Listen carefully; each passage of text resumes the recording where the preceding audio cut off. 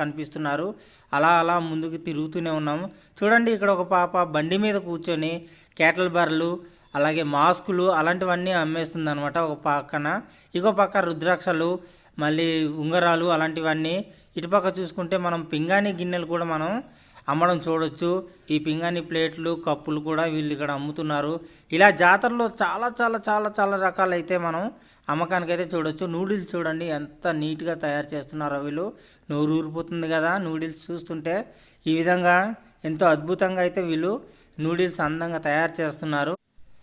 ఇకపోతే అలా కొంచెం ముందుకు వెళ్ళాము. ముందుకు వెళ్ళగానే మనకు ఇంకా చాలా చాలా రకాల వస్తువులు అలాంటివన్నీ కనిపిస్తూనే ఉన్నాయి.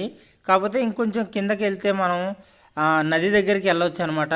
ఆ నది దగ్గరికి వెళ్ళిన తర్వాత మనం చూడొచ్చు, అక్కడ హెచ్చరిక బోర్డు ఉంది. అలాగే నది దగ్గరికి వచ్చేసాం. నది దగ్గరికి వచ్చేసరికి ఆ చేపలు అనే దేవతలు ఉంటాయి కదా,